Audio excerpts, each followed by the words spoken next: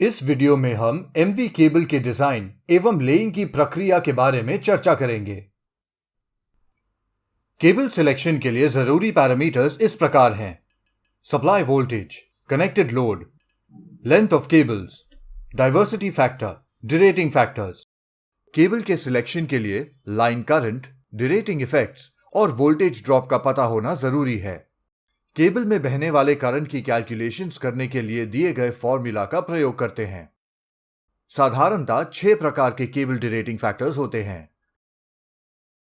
K1, K2, K3, K4, K5, K6। Cable में डिरेटिंग factor K1, K2, K3, K4, K5, K6 के डिरेटिंग factor इस प्रकार हैं। केबल के डिजाइन को एक उदाहरण के माध्यम से दर्शाया गया है। अपनी बिल्डिंग की लोड कैलकुलेशन इस प्रकार की जा सकती है। उपरोक्त दिए गए उदाहरण में हमारा कनेक्टेड लोड 157 किलोवाट है। हमने यहां माना है कि हमारी सप्लाई वोल्टेज 415 वोल्ट है और पावर फैक्टर 0.9 है एवं परमिसिबल वोल्टेज ड्रॉप 2% है। सामान्यतः हर एक राजकीय बिजली बोर्ड वोल्टेज ड्रॉप की अधिकतम सीमा निर्धारित करता है। हमारे दिए गए उदाहरण में केबल की लंबाई 110 मीटर्स है और विभिन्न फैक्टर्स दर्शाए गए हैं।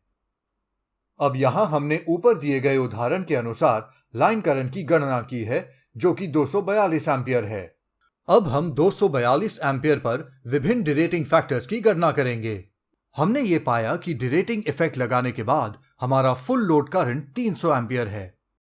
अब हमें एक सूटेबल साइज की केबल का सिलेक्शन करना होगा जिसमें 300 एम्पियर आसानी से बह सके और 110 मीटर्स रन होने पर केबल में वोल्टेज ड्रॉप 2% से अधिक ना हो।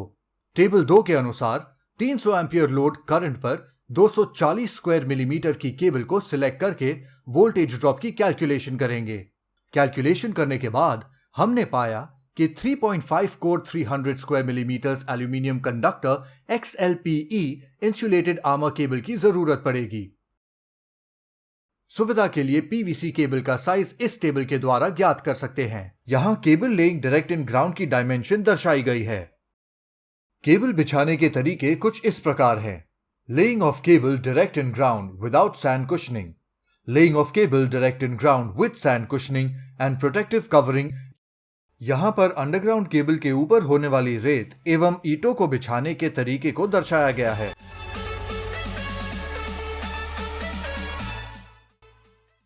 ट्रेंच की गहराई, चौड़ाई, ट्रेंच में बिछने वाली रेत की परत के बारे में आगे दर्शाया गया है।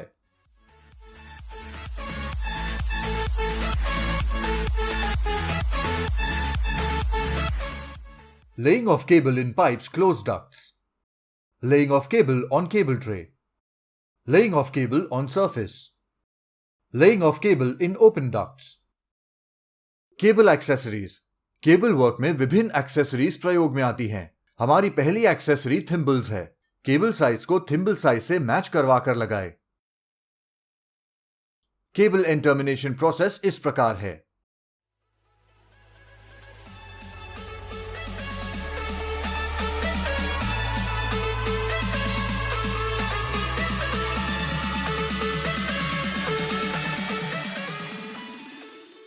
अब हम हाइड्रोलिक क्रिम्पिंग टूल के द्वारा थिम्बल्स को क्रिम्प करेंगे।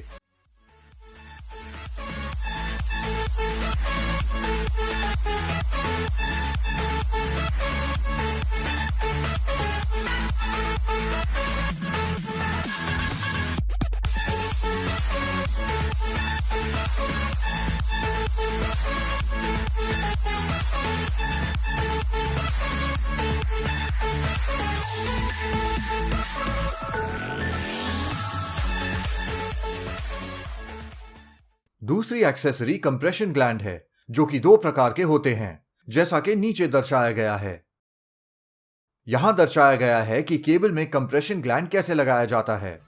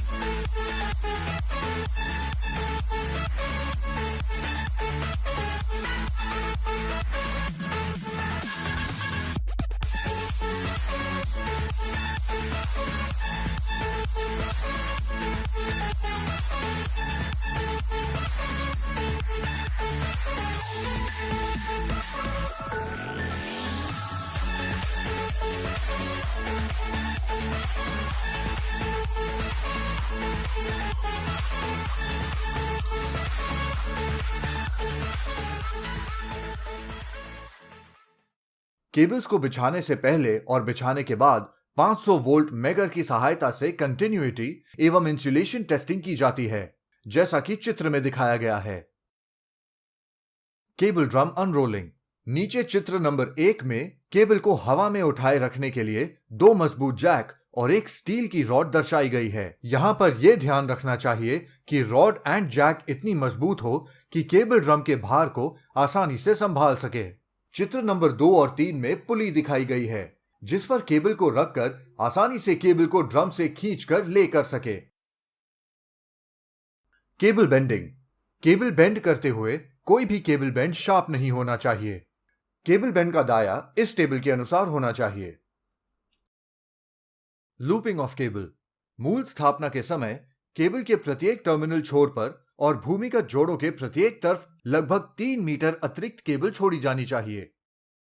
Root markers. प्रभारी अभियंता द्वारा अनुमोदित स्थानों पर और सामान्यतः 2 रूट मार्कर्स के बीच की दूरी 100 मीटर से अधिक नहीं होनी चाहिए। केबल मार्क की दिशा और भूमिगत जोड़ों के स्थानों में परिवर्तन की पहचान करने के लिए मार्कर भी उपलब्ध कराए जाने चाहिए।